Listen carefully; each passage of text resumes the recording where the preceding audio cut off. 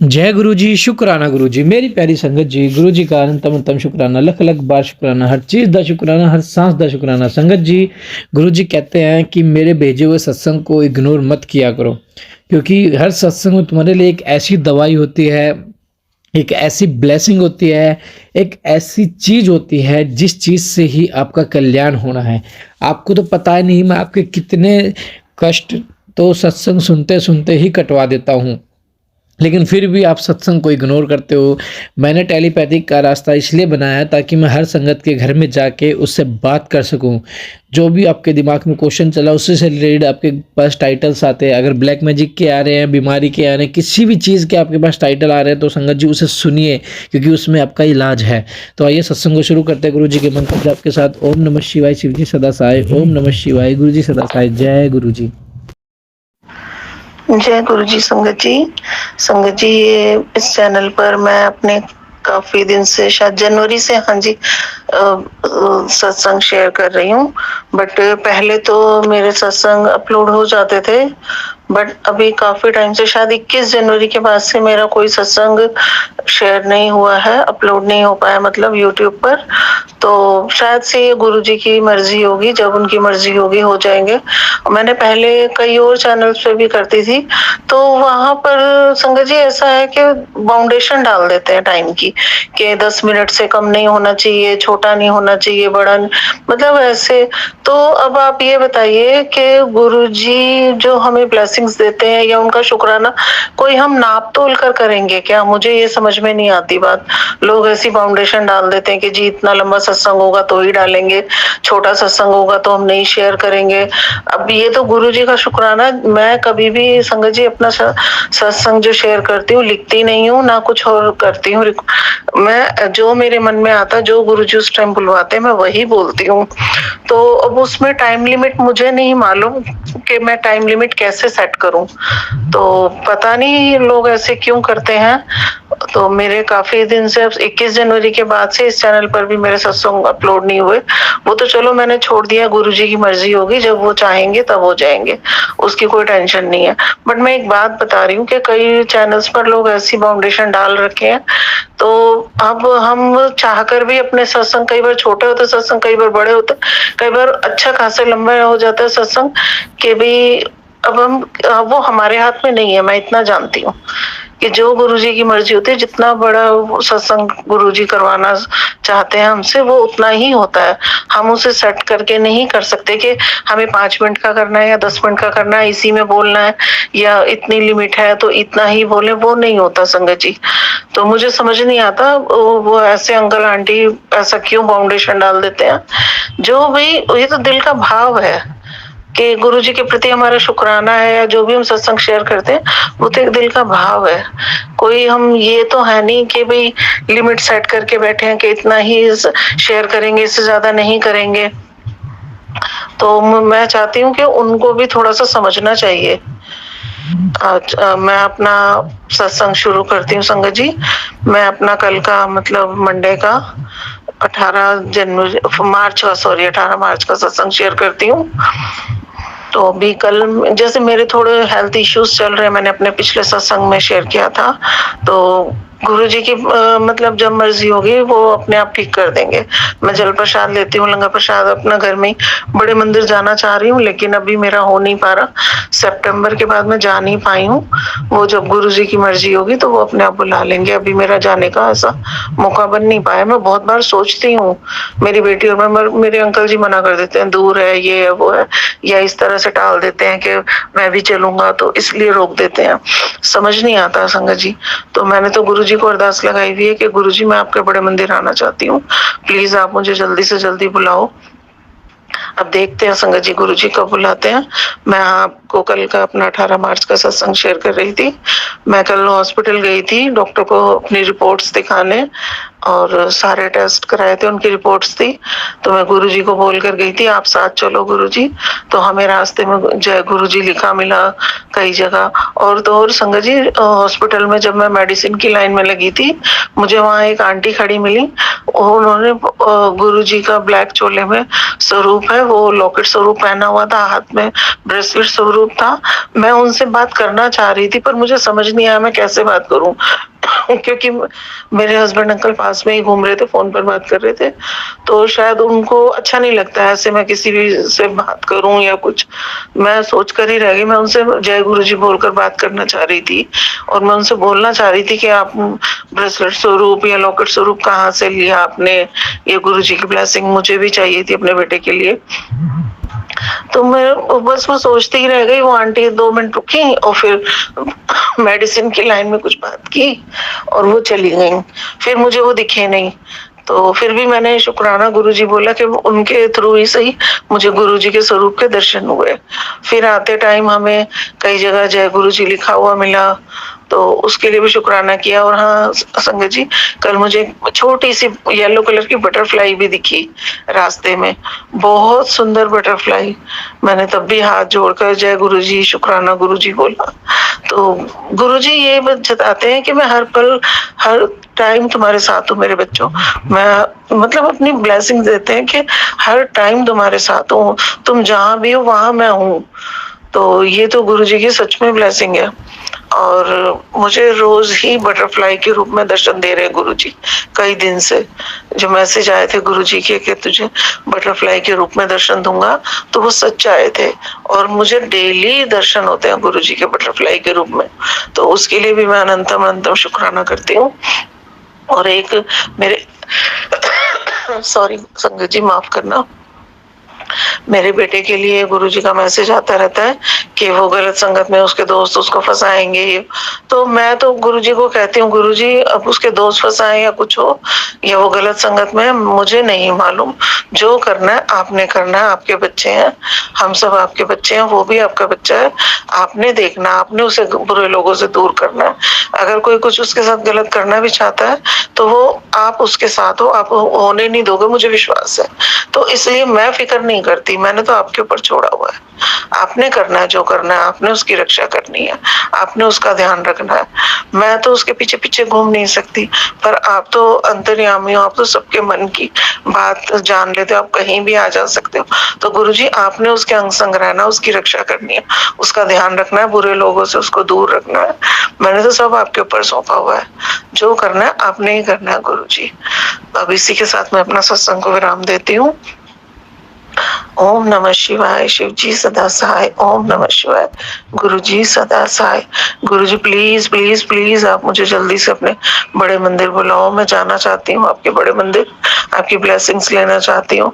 अब वहाँ जो एक वहाँ का ओरा जो है, वहाँ जो एक सुकून मिलता है ना, वो घर में नहीं मिलता। तो इसलिए मैं जाना चाहती हूँ।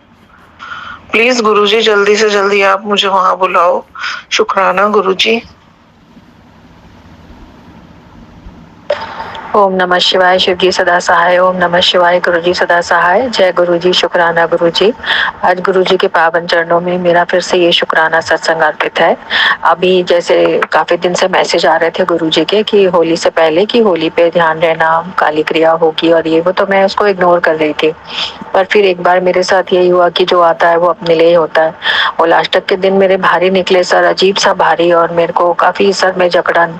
मेरी बेटी को पहले वायरल हुआ तो मैंने उसको गले में दर्द और ये सब था, तो जुकाम वगैरह मैंने गुरुजी का घी चंदन टीका प्रसाद मिला के लगाया और तो 5 मिनट में बोलती है मम्मी आराम आ गया।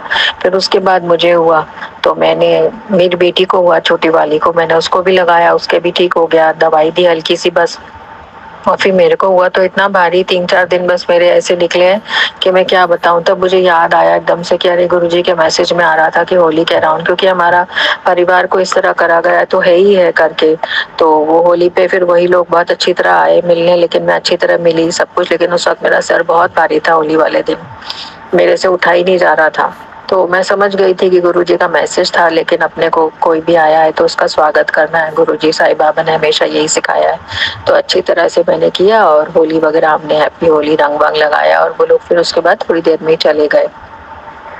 तो मैंने गुरुजी का शुक्राना किया कि सब कुछ शांति से अच्छी तरह निपट गया और हमने अच्छी तरह बात की। ऐसा नहीं है, हालांकि मुझे पता है उन्हीं लोगों ने सब कुछ किया है, पर ठीक है, मगर ये चेंज भी मेरे अंदर गुरुजी ने ही लाया है। यदि गुरुजी नहीं इतना सिखाते कि सब कुछ मेरे पे छੱਡ दे, मैं देख लूंगा, तो फिर मैं हमारे अंदर से एक वो हो जाती है, नफरत सी आ जाती है अपने दुश्मन को लेके। तो साईं बाबा भी हमेशा यही सिखाते हैं और हर धर्म में यही होता है कि अपने दुश्मनों को माफ करो। वो इतना आसान नहीं होता, लेकिन होली वाले दिन इतना सर भारी होने के बावजूद भी मैंने आराम से मिल पाई। मतलब ये गुरु जी की कृपा से ही हुआ है। और जब भी मैं रेंट का घर देखने जाती हूँ, मेरे को हमेशा स्कूटर के आगे तितली वगैरह दिखती है। हालांकि मेरे हस्बैंड वगैरह को, इन लॉज को पसंद नहीं आ रहा है कोई सा भी घर, मैं परेशान भी हो रही हूँ। आज भी एक घर देखने गई तो उसमें जैसे ही देखने के लिए ब्रोकर के पास जा रही थी तो तितली मेरे स्कूटर के आगे उड़ती हुई आई। तो मैं हैरान हो गई कि गुरुजी हर वक्त मतलब इतनी परेशानी में दिखा देते हैं कि हाँ वो साथ है।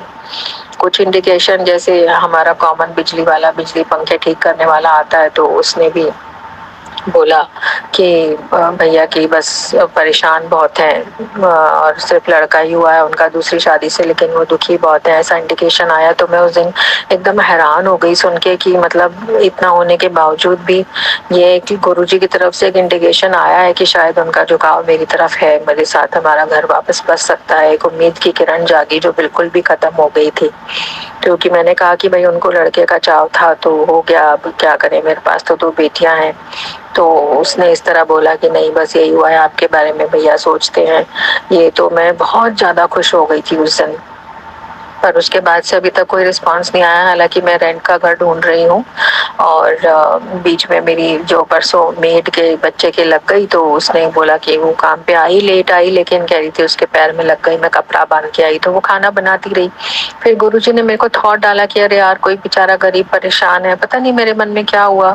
हालांकि मैं इतनी अच्छी हूँ नहीं, लेकिन गुरुजी ने किस तरह से मेरे अंदर से बदलाव लाया कि जैसे ही वो खाना बना के काम करके चुकी, मैंने उसको बोला चल तू उसकी कम से कम पट्टी तो करा के आती। फिर गुरुजी ने मुझे अंदर ही अंदर जैसे झकझोर के रख दिया कोई अंदर से कि तू जा इसके साथ।